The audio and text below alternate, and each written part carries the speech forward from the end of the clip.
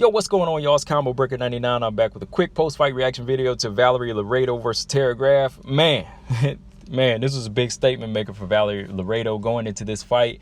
You know, a lot of people been kind of saying what they say about her as far as how she promotes herself, you know, showing a lot of skin and things like that. I mean, that's something I'll probably talk about in another video. You know, that's probably something I'll talk about in another podcast segment about how women, you know, show skin in women's MMA or whatever. I might touch on that. But I mean, I watch it for the fights. You know, and if a woman can find the balance and still perform and still kick ass and back it up, then I can't say nothing, you know. And I feel like Valerie Loureda, she's finding that balance. And she was able to use another fight to push her towards saying, hey, I'm more than just a model. I can still kick ass too. You know, she did that a couple hours ago against Graff with a second round knockout. Now, leading up to this fight, a lot of even some other fighters have kind of, you know, gave their opinions on it. You know, Macy Chason had what she had to say, said what she had to say about how Valerie, you know, shows a lot of skin and too much sex appeal. Graff, she agreed with that as well. And I know on Instagram she posted some mock pictures like she was posing like Valerie and here and there and things like that. But I'm like, you know, don't even say nothing. Like, if she's your next opponent and you want to kill that hype that you feel she is, just go in there and do it. You know, that's why that energy didn't transfer. That energy didn't transition in there. You should have been studying her, saying, hey, I'm going to go in there and whoop her. I'm going to show you that she's just another old model that just likes to show skin and just dance.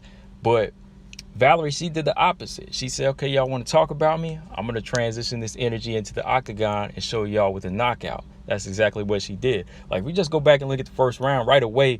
There was a lot of movement here. You know, Valerie, she was on the bike.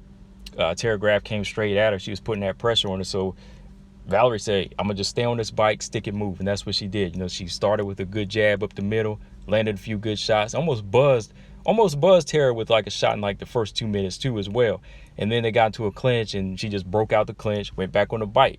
And the thing is, Tara's just chasing her. She's just chasing her. You know, she's not stalking her. You know, you got to stalk her and cut the octagon off and constantly look for those openings. You know, you got to constantly time her, you know, see what movement. Get her. Actually, if she's going to stay on the bike, you got to make her move in different directions so you can start to land something big. But she let her constantly move round and round in one direction to the right and stick and move, hit her with good shots and just move. She would like land these loop right hands and a good left hook. And like towards the end of the first round, she landed a big left hook that I could kind of see stop Tara in her tracks and made her kind of step back and, you know, catch her breath. And like, you could kind of see she was getting frustrated with this movement, but you only get frustrated with the movement if you don't know how to stop it. You know, you just can't dart in, grab a clinch, and think she's going to stay there. No, you got to cut the octagon off, apply that pressure. You know, apply an effective pressure and closing in, that's enough to intimidate an opponent. So when you put that pressure in,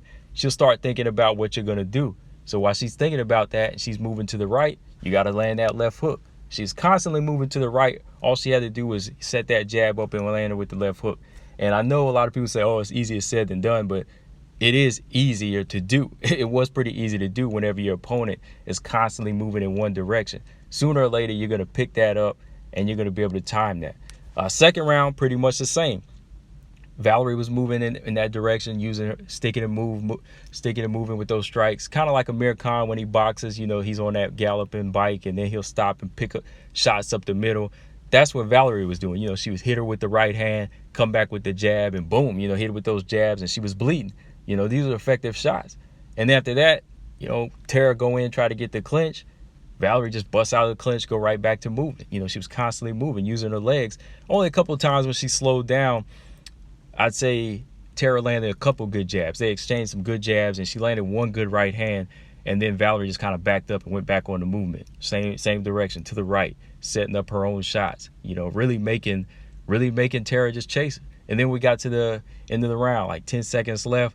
She threw that blinding jab, and boom, right over the top, overhand right. Landed. I was looking, I was like, damn. I was staring the whole time. It wasn't like I blinked, but at the same time, I still froze up. I was like, damn, did that just happen? And when she caught her, it looked like she was out before she hit the octagon. So when she hit the octagon, Valerie jumped on her and landed a few more shots. The bell rang. Thought they were gonna let her recover and go back, but the referee, he just waved it off. You know, he just waved it off, which I think he did right, because like I said, from that angle, he probably saw that she was like out and she was really damaged there, because when she took that right hand, she was out, hit the mat, took a couple more strikes, and I don't think she could have recovered even if, you know, she sat down for 1 minute. I think she would have really took a beating in the third round. But yeah, man, it was a good fight. Good solid knockout for Valerie Loureda. Like I said, that's the type of energy you want. If people are kind of bad mouthing you, doing whatever, you just ignore it, go in the octagon and perform. And everything else, you know, if you're saying, oh, I don't like what this person's doing, I don't like that, just keep it to yourself. Transition that energy into the octagon. That's how you get a win. But yeah, as far as improvements for Valerie, I think she kind of needs to don't overexert herself with so much movement like that. You know, kind of use more angles and just move side to side in different directions. Don't be so predictable, you know, because I think the more and more she moves up to a competition, they'll start timing her and they'll start cutting her off and they'll just start beating her, you know. And as for Tara, you know, she has to learn how to stalk. If she wants to come forward, you got to learn how to stalk and use head movement. Don't just come in there with your head straight on the line and let it get tagged, because she was getting tagged straight up the middle, you know. So you're wasting your legs by moving straight up the middle and just chasing your opponent, and then you're taking big shots. So that's doing a lot of damage. You know, you're taking away a lot of your energy. But yeah, man, that's all I got on this, guys. Good solid knockout for Valerie Loureda. I enjoyed it. Let me know what you guys think. Let me know what you guys think about Valerie as well. You know, do you think people are being wrong or they're being harsh about how they feel she's promoting herself? But yeah, man, that's all I got, guys. Combo Breaker 99. Make sure y'all subscribe. I'm out. Peace.